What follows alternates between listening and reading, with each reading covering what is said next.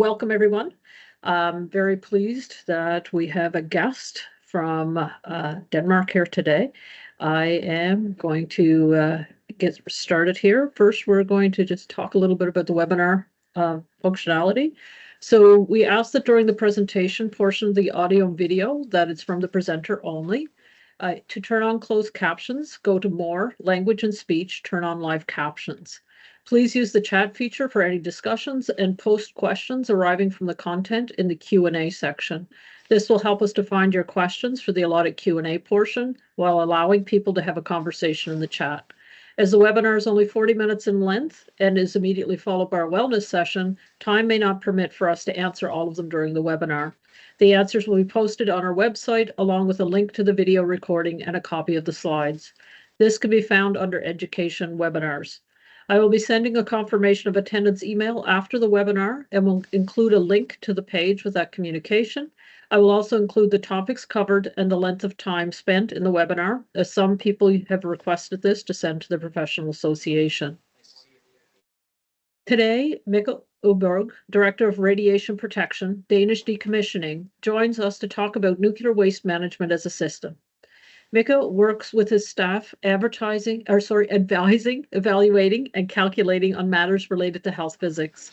The state-owned company has the primary task to dismantle 6 nuclear facilities originating from the Rizhou nuclear station.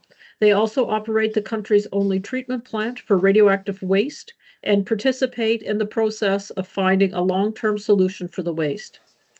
Mikkel has a Master of Science in Medical Engineering from the Technical University of Denmark with a specialization in the field of digital image processing and radiation physics. He specialized in radiation dosimetry for CT and the statistical analysis of these. He has since trained as a health physicist through Danish Decommissioning.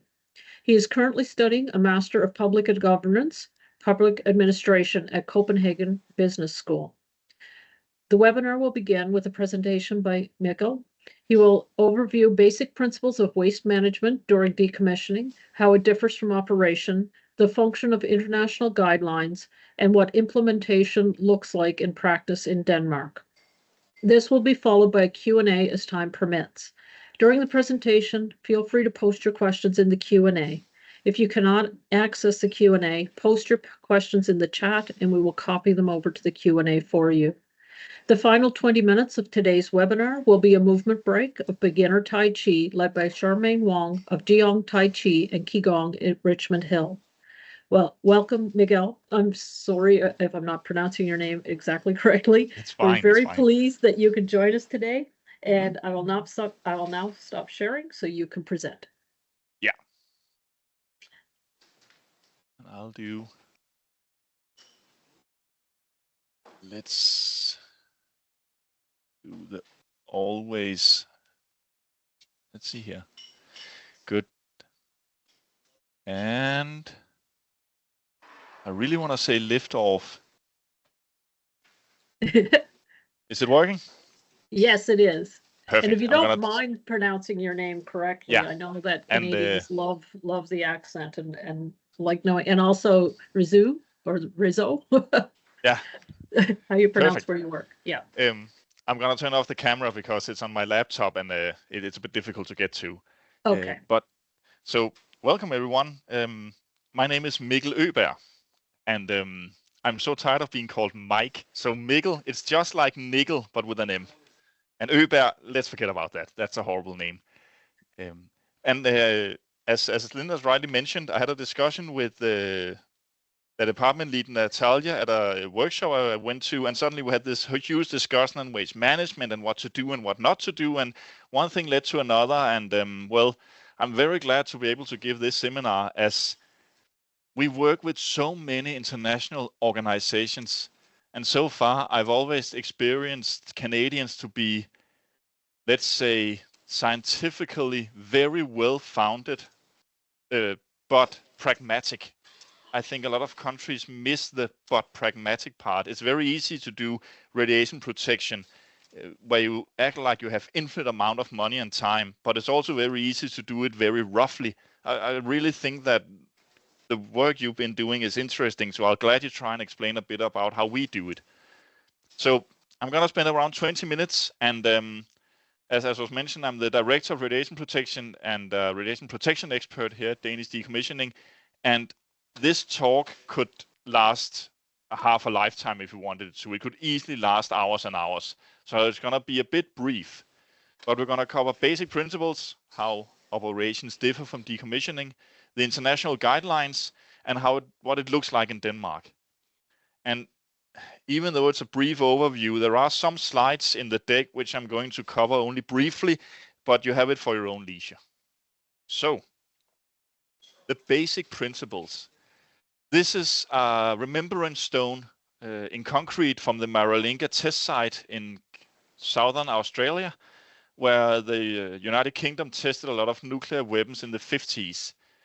And this is the main reason I went there, to see these sites. And the strange thing is that how they handle that project cleaning up is exactly the same things we do. You take your waste and you sort it into different groups. And the United Nations has an organization called the International Atomic Energy Association, IAEA, and they provide guidelines. And they provide this sort of an overview. And I'm going to focus not on very low-level waste. We are not allowed to do landfills in Denmark. So what we have in Denmark is intermediate, low-level, and exempt. So very briefly, going up on the y-axis, you have how radioactive is it, and going right on the x-axis, how long does it live? What's the half-life? If it has a very long half-life, it's going to take billions of years before it's more or less removed. So you can sort it into high-level waste. That's spent fuel. That's waste that generates heat, and you need to do very specific things about it. We don't have that in Denmark, but of course most countries have it. Then you have intermediate and low level. And the way we define these things is very different across nations. And the IAEA has written that low level is the one with the low level, and if it's higher than that, it's intermediate level. Unless it's very high, then it's high level. So it's very unspecific. So just to say that how you define intermediate and low level is often not that interesting, because it's how you handle it that's interesting. You can also have on the left very short-lived waste, but again, hospitals have very short-lived waste, and they just store it on site for a few months, and then it's no longer really radioactive. The interesting part is the bottom one, exempt waste. That's waste that's either so low in activity, or you clean it and measure it, so afterwards it's no longer radioactive waste. And the interesting thing about that is that if it's no longer radioactive waste, then it has nothing to do with a regulator for radioactivity. It is conventional waste. And that's something we try to create a lot of, because then we don't have to put it in a final disposal. We can reuse it. So briefly, the low-level waste, it's above the clearance level, but it's limited, and you can probably need to store it for a few hundred years. And that's it, not very specific. Intermediate level waste, greater degree of containment and isolation, but it's only limited for heat dissipation, meaning that if you have waste that generates so much heat, you need to actually cool it, like spent fuel, you need to actually cool it, then it's no longer intermediate, then it's high level. And then, being a UN organ, they define you need to store it from tens to hundreds of meters. So that's an order of magnitude right there. And then they have high-level waste. That's more well-defined. It generates significant heat, understood as if you don't cool it, it will deteriorate in and of itself. So you need to do something about it. You need to cool it by some method. And I know it's not that long an explanation, but that's basically it. And each country then define their own limits on what they call intermediate and low level, and some have that very low level bracket. Most countries agree what high level waste is, but in Denmark we don't have any, so we don't use that definition. So one of my key takeaways, like working in decommissioning and not an operating nuclear power plant, is should you sort your waste? Yes, you should sort it if it matters for something. So the theoretical discussion I've often seen, oh, we have this fraction of waste. Is that intermediate or low level? I always say, well, that's an interesting PhD, but it's uninteresting for us. Why do you need to know it?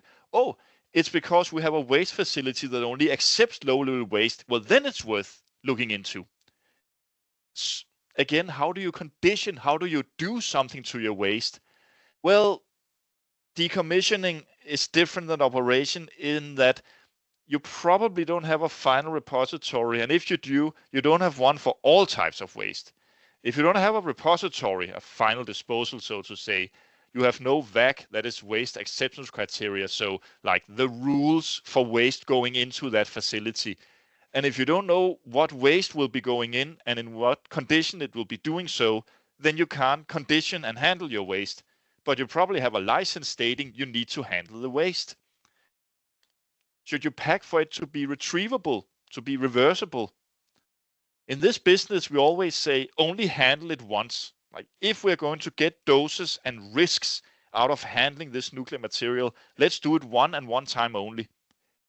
But some people say, well, what about in 100 years? Maybe we can reuse something. And that's also a good point.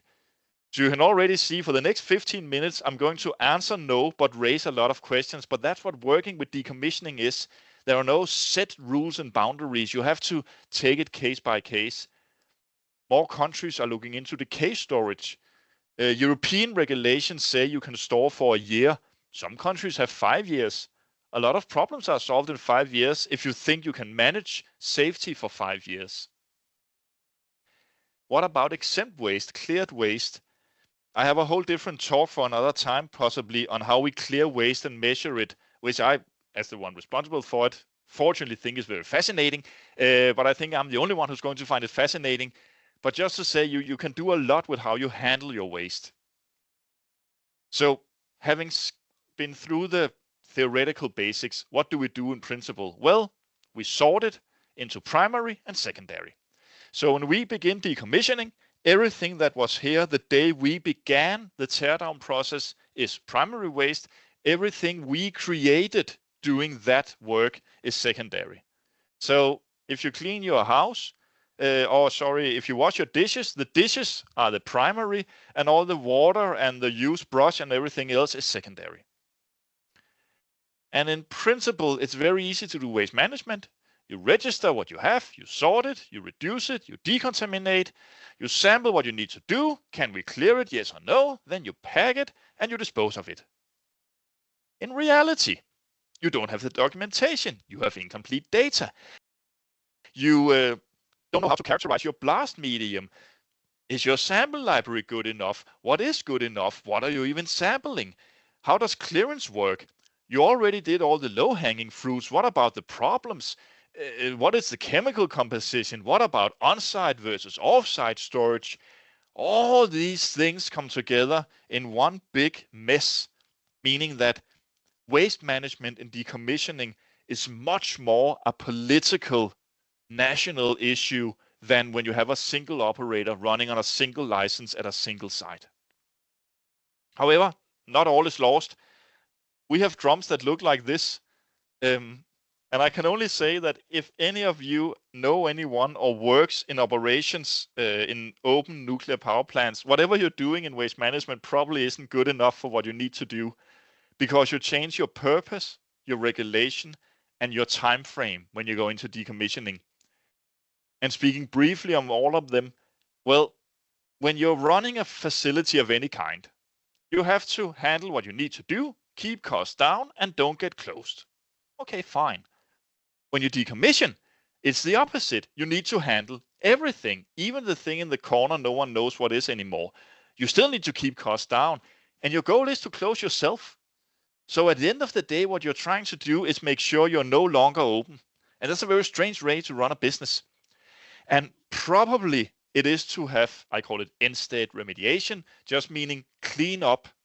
Most regulators like an operator when they close that you can't see they've been there, they've cleaned up nicely. The regulation is also an issue. So if, like when we were in operation, we had an operational license, an agreement with the government on how we should run the company. Okay, that is based on regulation the moment we got it and slowly revised. Okay, and the regulators can drop by if they think something is strange, and there's an open door policy. When you do decommissioning, you are asking your regulator, I'm going to do this handling of waste. Will this be okay for 100,000 years? Could you please sign off on that? And I don't know that much about Canadian regulators, but if they're anything like all other regulators in the world, you don't really like people working with policies to accept something for 100,000 years because someone might come and say, why did you do that? So it's a whole different magnitude you're asking your regulator to accept your proposals on, and you have to really understand that they're in a difficult position. And it often ends up here. All those in favor of not doing anything shrug your shoulders. And it's nothing against regulators. Operators do the same thing. The publics do the same thing. This is almost too big to handle and too long to understand, which is why I think it's fascinating. The time frame, like licenses are maybe half a century if it's a really long-running plant. Infinity is more than 300 years. How do you store that data? What you know about your waste drains constantly. Please, whatever you do, write down what you know, when you know it, do interviews, write down all conflicting stories, do your historical site assessment. I sometimes work with an American guy who does this for a living, makes these historical site assessments. That's just where you go into a site and say, this whole facility, whatever happened here at any one time, I want to know it. And really make a decision, write it down, and make sure that when in 20 years you look up that waste drum in your storage, somewhere there's a PDF file with this information, attach it to the waste. Can your waste management system do what you want it to do? Try and have one system. It's not only radioactivity they ask about today, they want chemical composition, corrosivity, toxicity, all the good stuff, all the hazards. And most operation plants, they don't care about asbestos in their waste because it's radioactive and they store it safely. These are things you need to consider. Unfortunately, there are some guidelines that can help us. Being the United Nations, they're based on consensus, so they're not that specific. But there are 5 levels of guidelines, and I'm fortunately not going to run through them. I'm just going to say that this is a little inverted in my mind, but at the bottom, they have the very specific, because they start at the top. So they say the safety fundamentals should be obvious to everyone. And the GSR and SSR, the 2 second and third, they are also a bit broad. But the 2 bottom ones, they are pretty specific.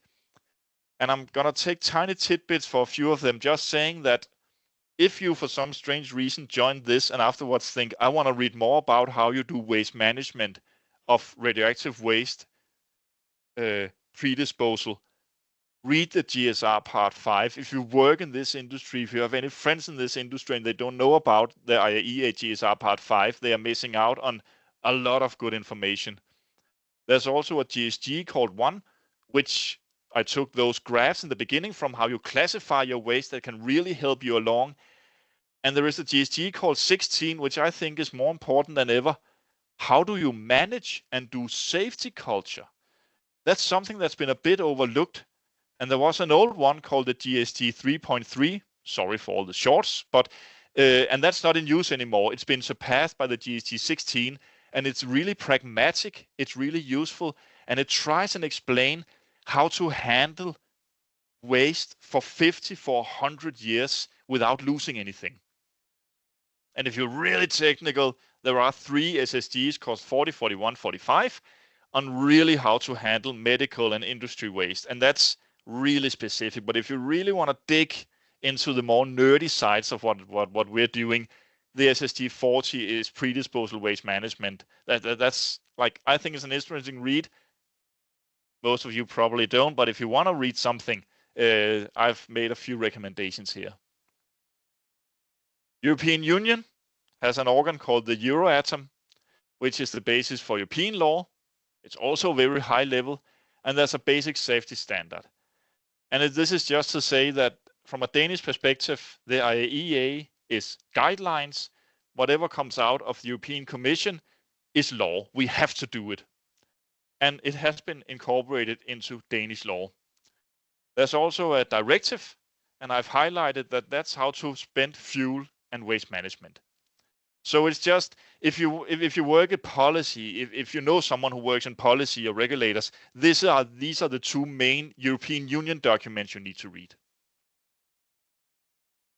Containers, we have 3 containers: steel containers, giant containers called jumbo containers, and ISO containers. And I'm not going to go through them, just say that we have some different containers, and they look like all other kinds of industry containers. They mostly contain steel and concrete. Your historic containers, maybe they were designed in the 70s, the 80s, the 90s. Maybe they're not good enough for 100-year storage. You'll have to figure that out.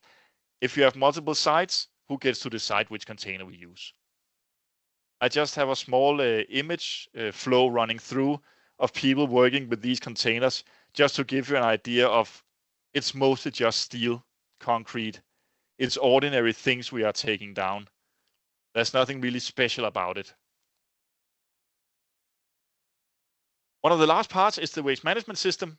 You need to have a digitized system for this. You already have one if you work in operation, but is it good enough for decommissioning? It needs to do everything, and it needs to handle your knowledge. And I've studied data science and how data exists as a medium in and of itself and not just as data. And the rule is, if I ask you for something in your system and it takes you more than an hour to get it, you don't have data, you have dead information. Data is retrievable. But as they say in the greatest musical of all time, show, don't tell.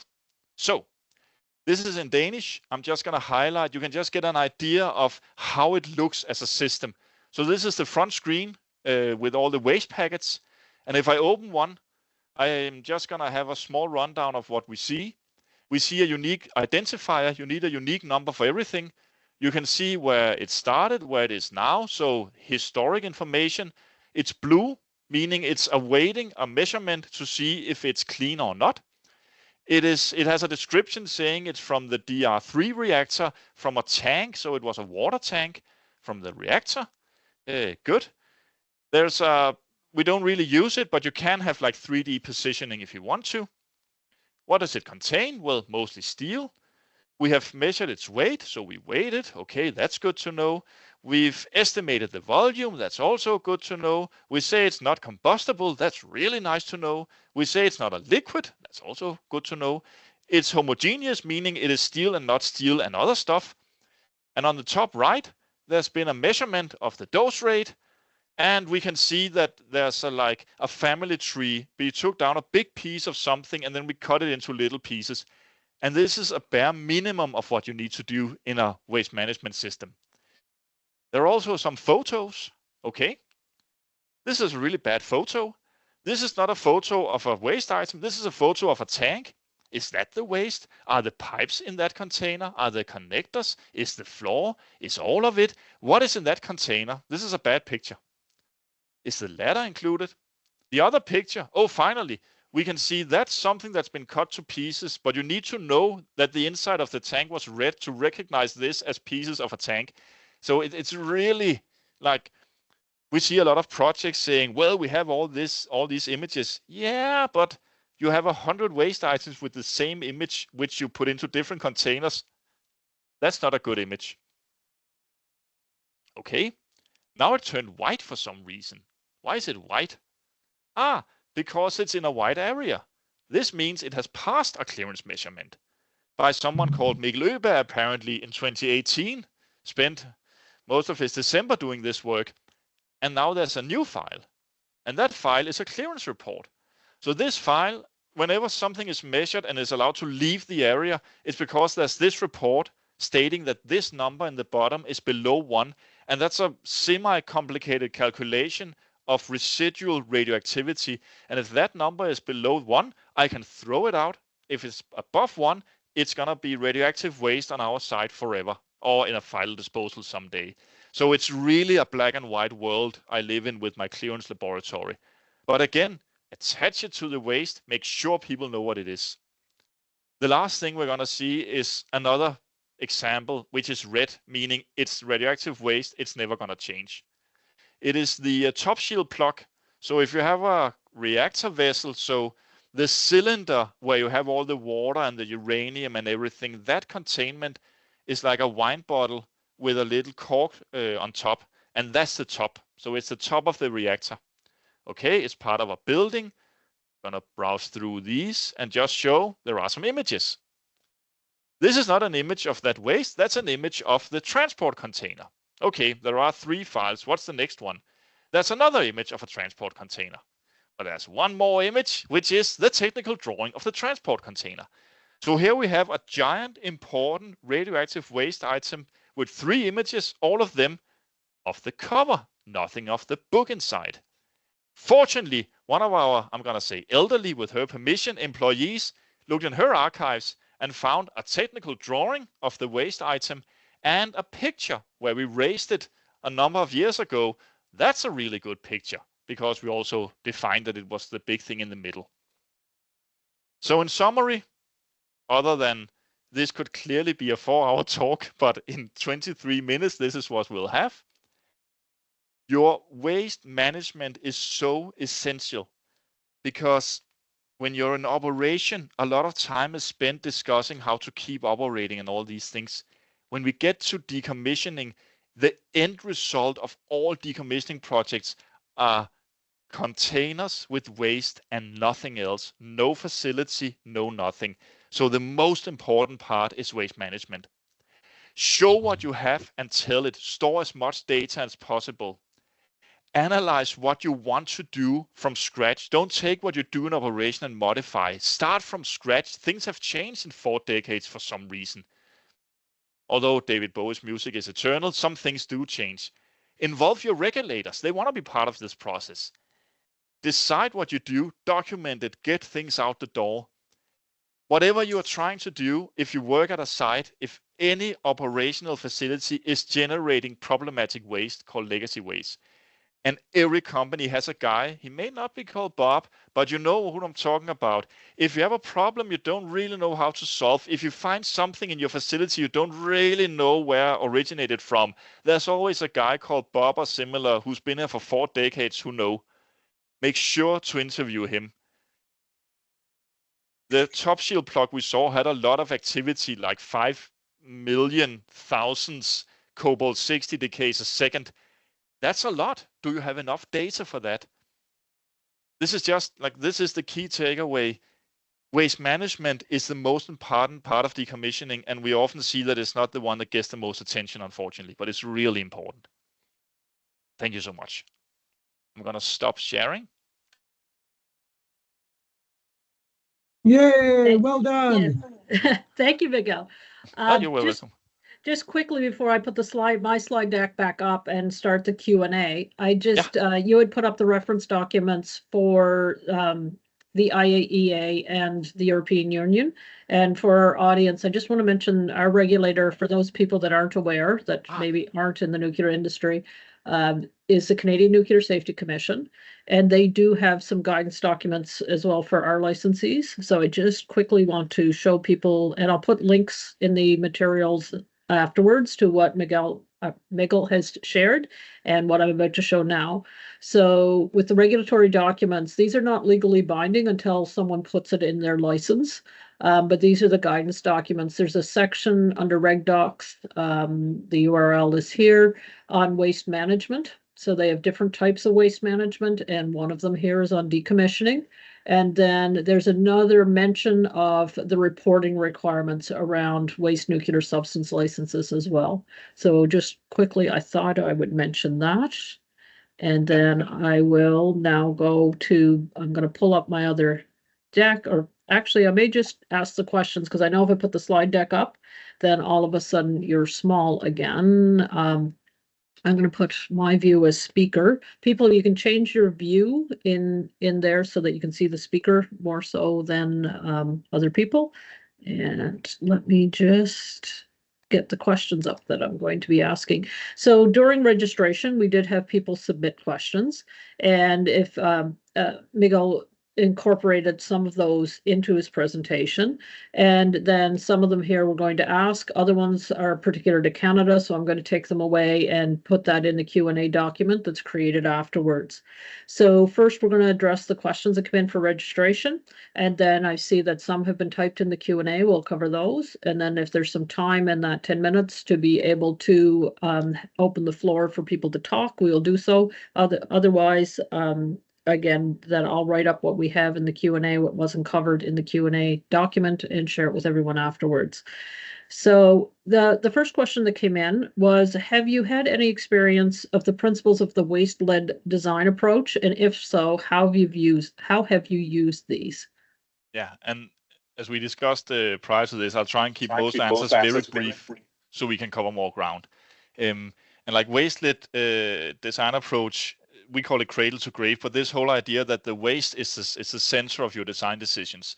So when you say, all right, I'm having to, this is my waste and I have to handle it, and I can either put it into this water bottle or into this bag, then your whole design process resolves around, well, instead of just solving which is easier now, if I put it in the bag, where will the bag go? And this bag, oh, that's made of a synthetic material. I can't put that in my burner. Oh, but I can melt this, but this is more expensive.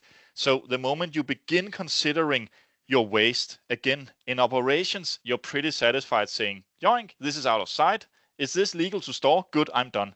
But in decommissioning, you have to think the whole way through to final disposal. And you probably don't have a rule for final disposal. So you have to involve your regulator and tell them, well, I'm considering either of these.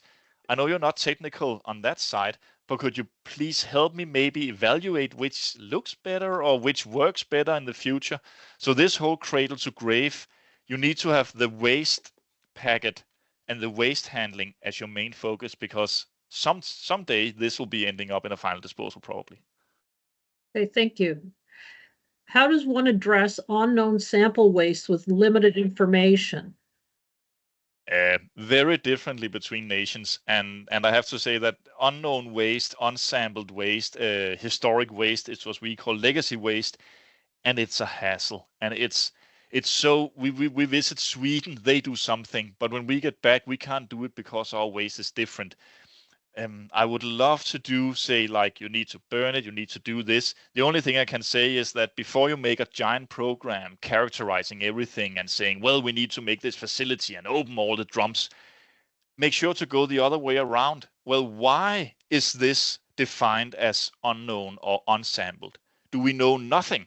If we know nothing, what are the requirements I'm trying to meet? Is it like, is my disposal gonna be only dose rate on surface and no long-lived nuclides? Well, if I can say that with very little sampling, I'm good. So always try and look at it way backwards and say, this has to end up somewhere. What are the requirements where it's ending up? How do I meet those requirements? And then characterize. So try not to turn it into a research project unless you have to, because in the end, you're only doing things to meet requirements. And the IAEA SSG 40, for instance, talks much more in chapter 6 about this issue. Okay, great. Have you run up or what about suspected isotopes not detectable by survey or contamination meters? We do, like most people do, we do what's called scaling factors or vectors or whatever you call them, and saying, well, I know that I've taken really expensive samples and radiochemically analyze them and show that the ratio between the difficult to measure and the easy to measure is 1 to 100. Good. That's really expensive to do once, but if you do the statistics and convince yourself and your regulator that your conversion rate is good enough, then you can do the easy to measure. And I've yet to see anyone do anything else than that. You always end up with some kind of, we do a lot of time sampling a small portion, showing that represents more waste than we're sampling, and then something that's easy to measure. Oh, okay. Scaling factors would be the thing to search for. Okay, great. Can you discuss the nuances between low-level waste and short-lived radionuclides? Yeah. So that slide I showed you earlier from the IAEA had very short-lived and had half-life out of one of the axes. And the thing is, waste is either long or short-lived. normally defined by more or less than 30 years. So how long is it radioactive for, so to speak? That's half-life and longevity. On the other hand is how radioactive is it? So you can have we have some fuel pellets. They are very, very low activity, but because it's fuel pellets, the half-life is billions of years. So that's long-lived, low activity. On the other hand, a lot of medical procedures use things with very long, short half-lives, like half an hour, 10 minutes, but very high activity. Because if you if you have cancer patient and you pump something into them that really destroys tissue, but only for 20 minutes, then it's gone. And then you take it to something that makes sugar maybe, so it goes to the cell, it really hits with the hammer, but then it stops. So they are somewhat correlated, but you see both ends of that spectrum. Okay, great. That's, I think, everything that came in during registration that we're going to cover right now. Yes, so what I'm going to do now is move over to the Q&A and take what's there, and then I'll check the chat room, see if anything else has come into the chat room. And then I think we're probably going to. So can you comment on some of the challenges you faced during clearance? Has naturally occurring radionuclides, have they been an issue? Yeah, we built a clearance laboratory, I think 20 years ago, down by the water, far away from the site. A very expensive laboratory with special low background activity sand in the foundations, and more isolation in the wall and shielding and everything to create a low background. But I have to say that when I started in this subject, I thought that there was like a linear line of, well, this I can clear, low activity. Then it becomes more radioactive. In reality, it looks like this. It's like very low, extremely high. There's not a linear correlation. Either it is more or less clean or only slightly activated, or it's 10 centimeters closer to the core and it's way off the charts. So in reality, most things we measure are around background. And if you can just get the right equipment, we have 140% purity germanium detectors for that one person in the audience who know what that means. But like we have high level equipment for clearance laboratories for that main reason. And most measuring times are 5-6 hours or more. And that's because of background. But again, with final disposal, having the cubic foot price per waste item it does, you can really easily get the money back. Okay, to dispose of waste in the concrete container, are there any regulations for strength of concrete, and what should be the strength of concrete for low-level waste and high-level waste? Might be yeah. Country to country, that might vary. Yeah. Yeah, that might be a bit too specific for me to answer, other than saying that I know that like the Germans have the Conrad container, which is, I can't remember if it's mostly concrete or only concrete, but it's a very concrete heavy container. Whereas the Swedes have a steel container. They've moved away from pure concrete. But we made some calculations and testing on our on concrete and non-radiological hazards. So that was erosion and toxicity and other hazardous materials, and how that affected acidity, how that affected concrete.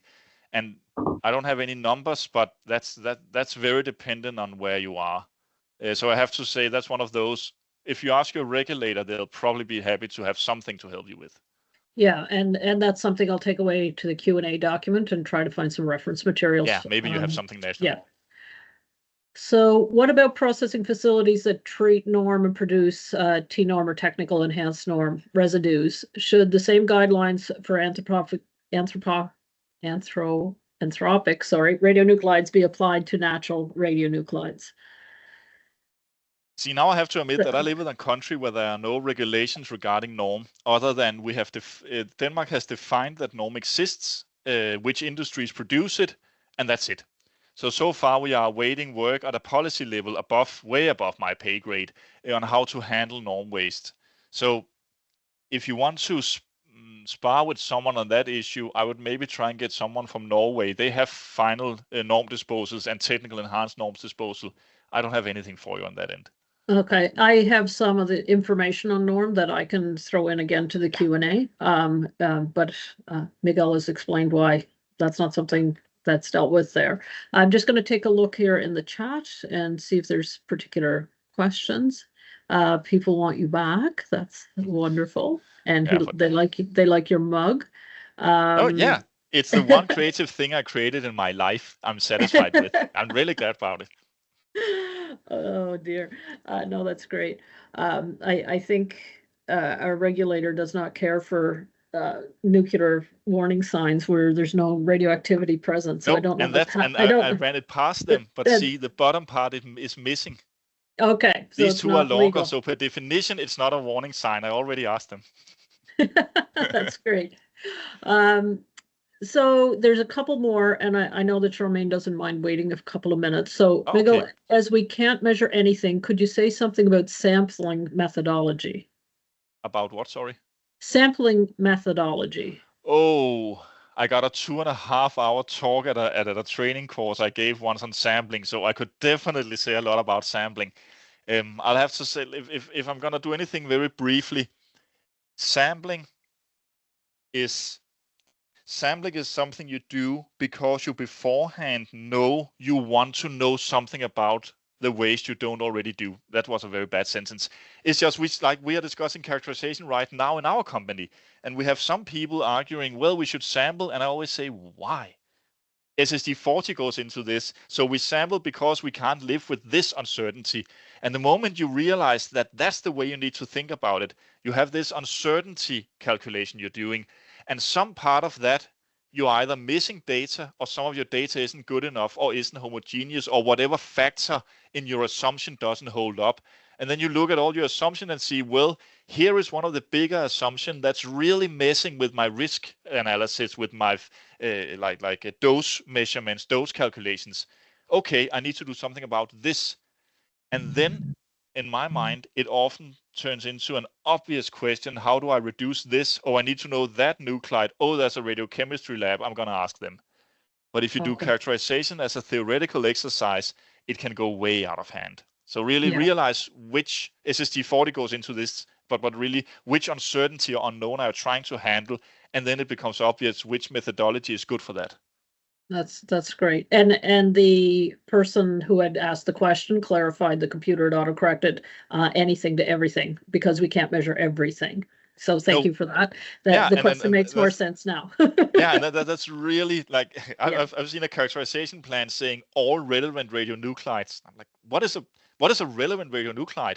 Is this for final disposal, interim storage, license operation? What are the levels? Because there's an infinite amount of radionuclides theoretically we could do, and they all cost 2,000 Canadian dollars a piece to do a single measurement on. So you really need to do, I'm trying to solve this issue. These are radionuclides that are giving me trouble. What's the acceptable uncertainty in my risk assessment? It sounds boring, but it's important. And then which methodology worked for me? Great. How do you handle radiation exposures when handling wastes for your workers? All workers are divided into two groups. Broadly, administrative staff who, like, if they go into a classified area, they have to wear a digital dosimeter. Everyone else, I'm going to show you the back so you don't see my serial number, but everyone else is wearing a standard dosimeter. And we just do standard, for persons, we do standard dosimetry. If they do anything that's high dose rate, short time, they have a digital one as well with alarms in it.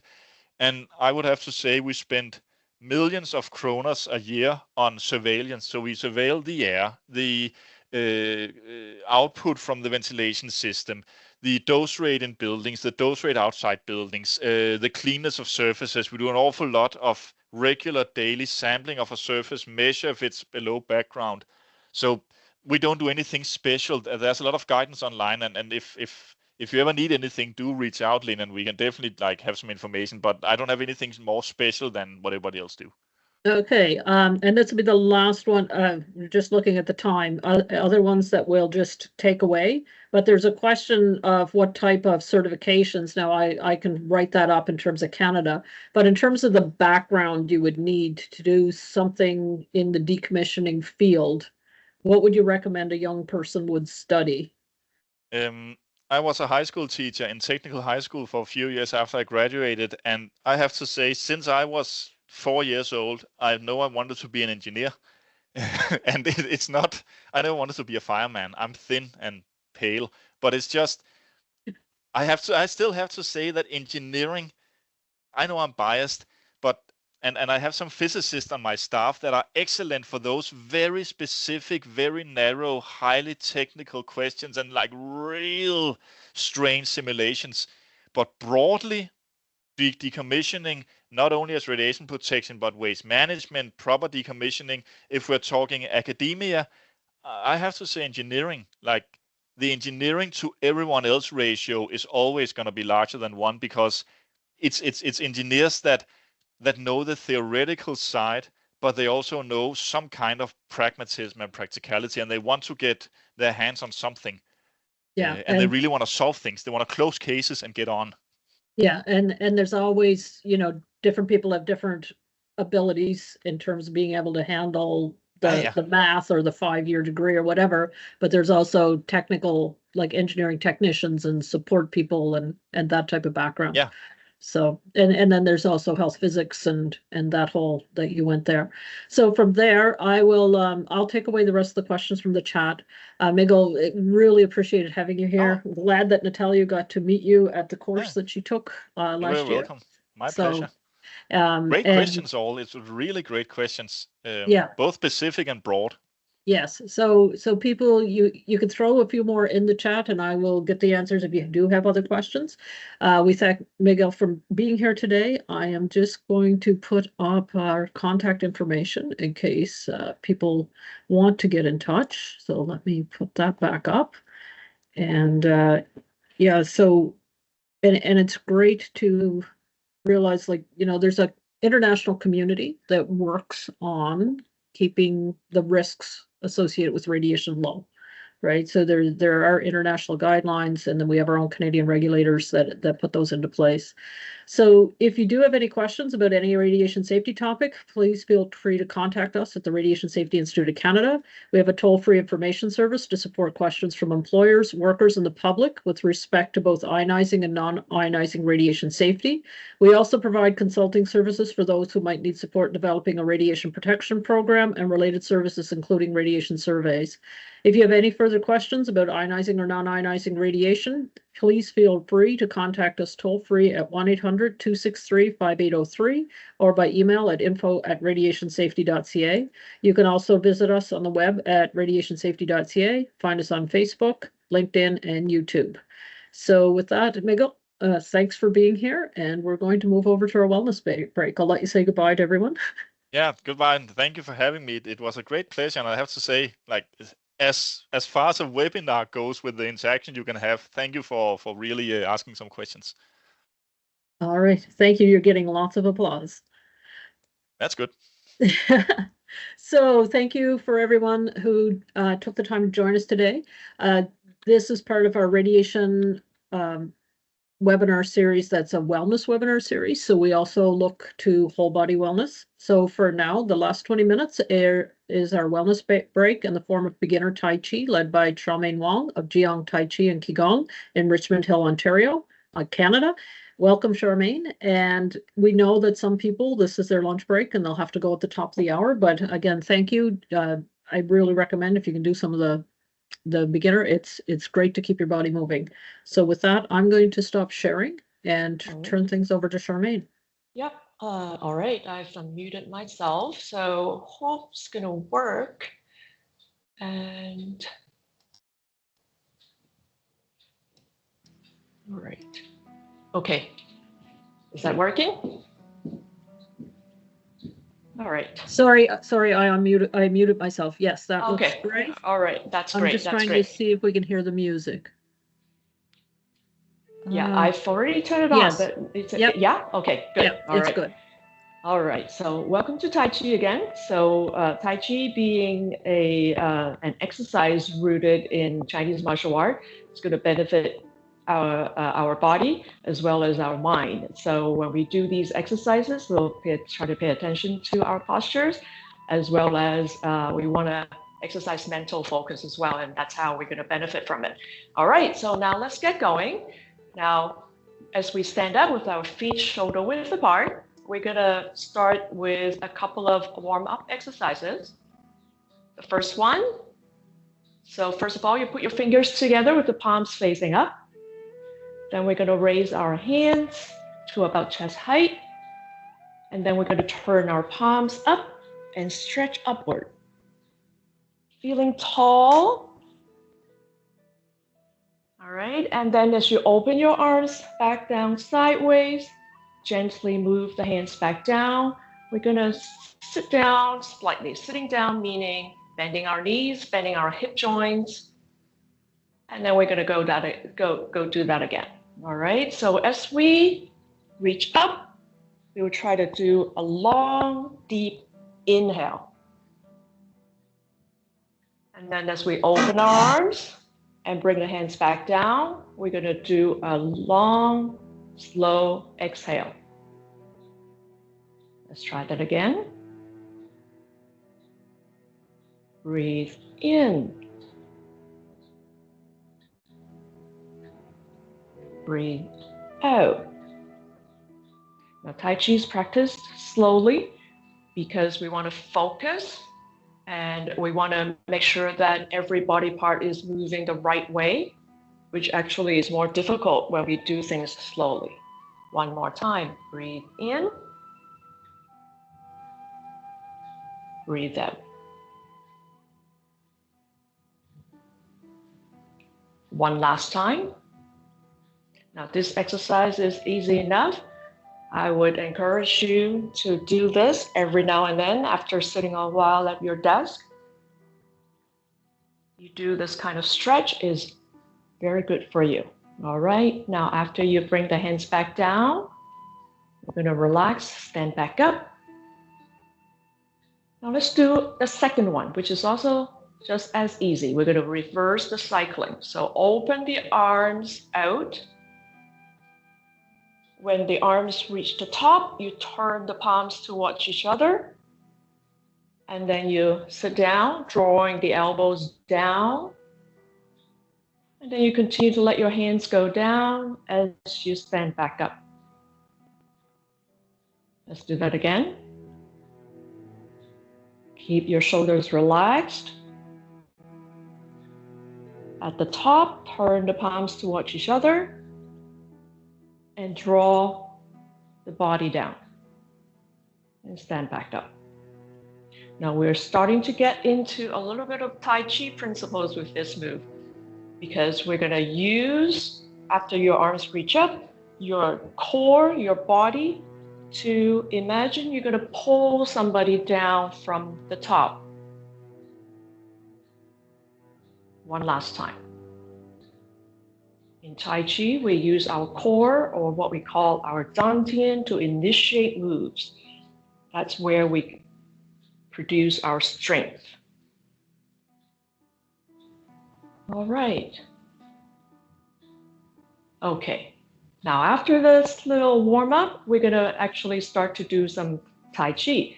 Now, with Tai Chi, as in a lot of martial arts, we do a lot of horse stance. So what we call a horse stance is that we have our feet at least shoulder width apart or slightly further apart, and then we squat down a little bit, right? The main thing is that you would like to keep your body still upright. You're not going to be leaning forward. I'm going to show your side view here. We're not going to be leaning forward like this, or we're not going to be inclining backward a little bit like this with the knees sticking forward. We like to keep our line of gravity right in the middle. All right, so now let's do a few up and downs. So sit down into a squat, trying to imagine you're going down the line, straight line of gravity, going down the middle. Let's do that again. That's very important in terms of the posture. And one last time, we're gonna stay there for a little while. That's how you develop strength in your legs. So imagine pulling from the top of your head to keep the upper body upright. All right, now with that horse stance, we're gonna practice a move called cloud hands, which we have done before if you have attended this session before. With cloud hands, the footwork is stepping sideways in a horse stance style. So let's try to do that. Let's go one direction first. Let's say we go to the left. So go back down to your high squat. And then we're going to step to your left. And then as you bring your right foot back, you don't put them all the way together. You still keep them at about shoulder width. We're going to step one more time to your left. And then we step back to the right. While doing that, you try to maintain the same height with the squat so you don't go up and down. You also don't go left and right. You don't rock back and forth. You stay upright. So maybe you would start to feel that you require quite a bit of strength in doing that. In itself is a pretty good exercise. All right. Let's go one more time. Back to the left. And then we'll add our hand movements to cloud hands.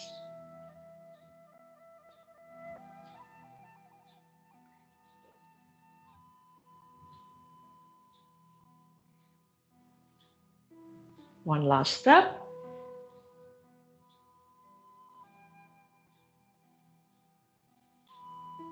All right, now you can straighten back up. Now let's do cloud hands. Cloud hands mean, or another phrase is like you wave the hands like clouds floating. So the top hand, you move it across, and then you switch the hands so that the other hand moves across. So the hand above at the top here, with being the cloud, always move with your body towards the same direction.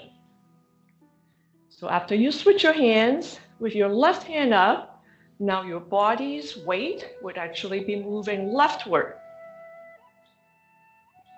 And then you switch again.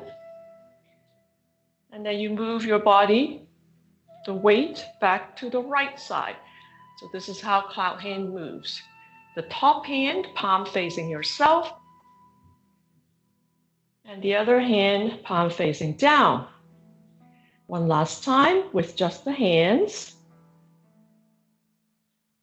All right, now relax. Now we're going to move to the left with the footwork that we just learned together with the hands this time. All right, now, so we're gonna sit down a little bit, bring the left hand up. The right hand would be just relaxing a little bit in front of the body. All right, so now step to your left and move. As you step your right foot, you switch your hands, and then we need to move our weight back to the right side in order to pick up our left foot and step again while you switch the hands again. Now again, we want to do these movements slowly so that you can focus your mind as well as strengthen your legs, keeping your balance each and every move. Focus on how your body is being vertical, being centered. All right, now if you start to run out of space, now let's start in the middle again, and we're gonna go back to the other side. So we step to the right, so the right hand should be on top. And as we step, we switch the hands, and we go back to the left. Pick up your right foot as you switch your hands and step. We switch the hands so that you step your left foot. Again, switch and step. Switch and step. One more step if you have the space. Same direction.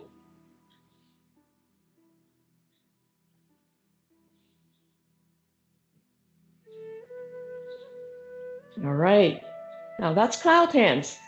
Now we have time for a second move. The second move is a little different in terms of our stance as well as the footwork. So the second stance that we're going to use not a horse stance this time, it's called a bow stance, B-O-W as in bow and arrow. So what it looks like is almost like a lunge, but then we have the back leg more or less straight without the knee locking, and our weight is more on the front leg with the knee slightly bent. Our front toes pointing to the front, the back toes pointing out about 45 degrees, and our body is facing the front. In terms of the side view, I'm going to show you my upper body should also be roughly straight down. So you don't want to lean forward like this, and you don't want to incline the upper back backward like that either. So let's feel whether you are strong and stable in this bow stance posture. You can switch to the other leg.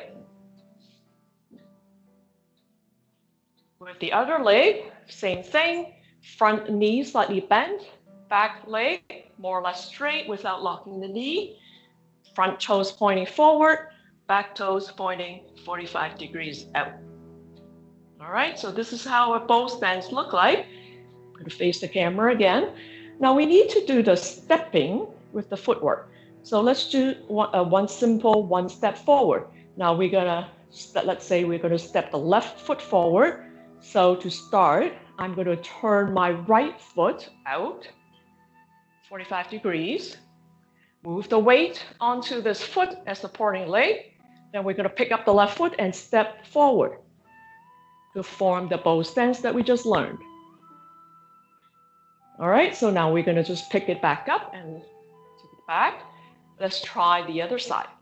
Let's turn the left toes out, move the weight entirely onto that foot, slowly pick up your right foot, step forward, and move your weight. Now in Tai Chi, in the Yang style, which is what we're practicing, we do a lot of this stepping back and forth. So you will find that it requires a lot more of your body when you do this slowly. All right, let's do that again. Turn the right toes out. Now the slow part is that you want to pick up the left foot, slowly with balance, put the left heel forward, and then move the weight. That's where Tai Chi earned its reputation as being the best exercise for balance. Let's do that again. Turn your left toes, stay on the left foot, balance, pick up your right foot, put down the heel forward gently, slowly, and then you move your weight. All right, now with that, we're gonna practice the second move that we're gonna learn together with that footwork later on. Now, just the hands first. This move is called parting wild horse's mane.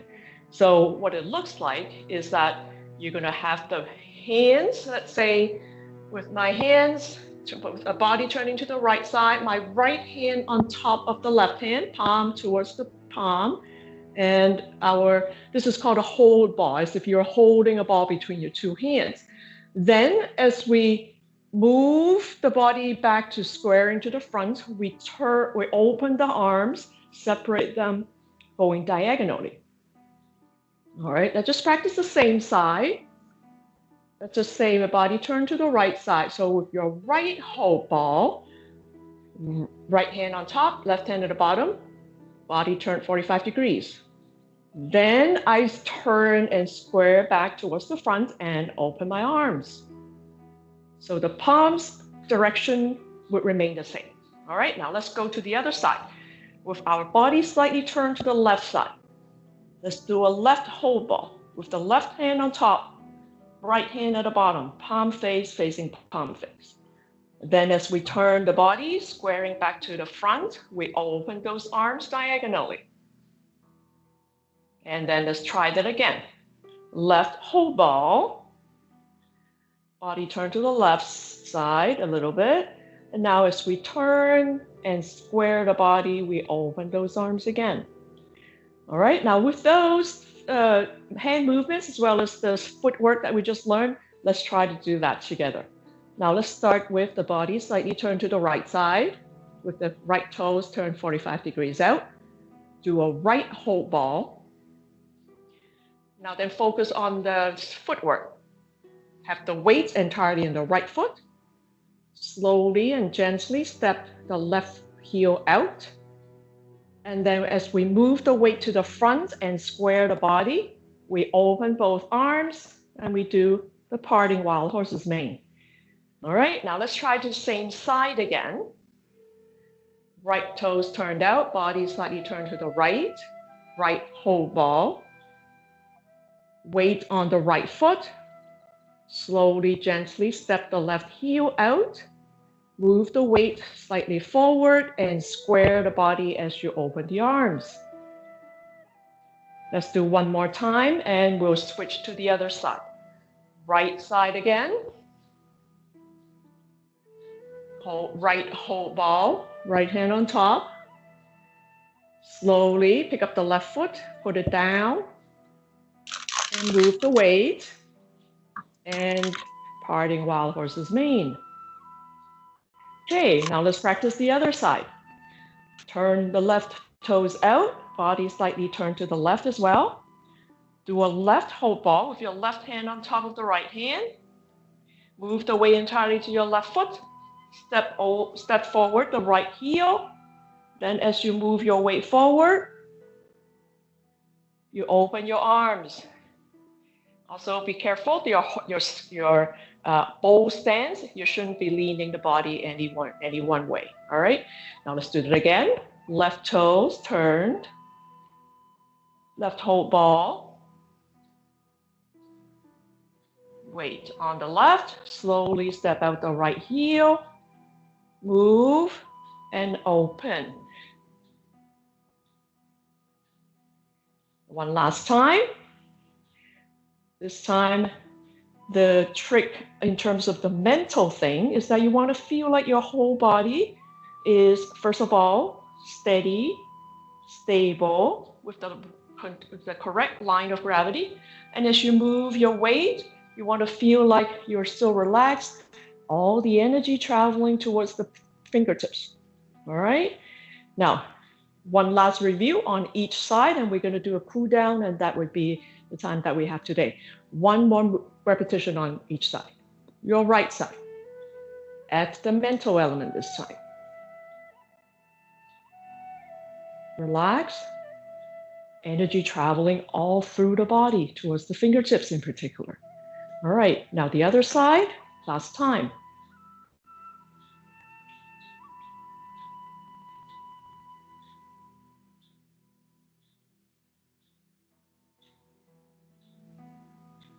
Open.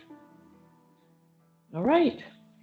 Okay, now before we finish, let's do a simple cool down. Now let's turn the palms up and raise your arms on each side of the body. Breathe in. Breathe out.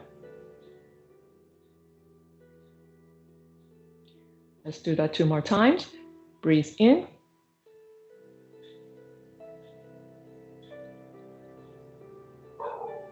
Breathe out.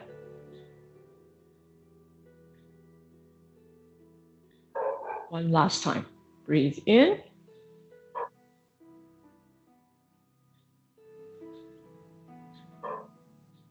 Breathe out.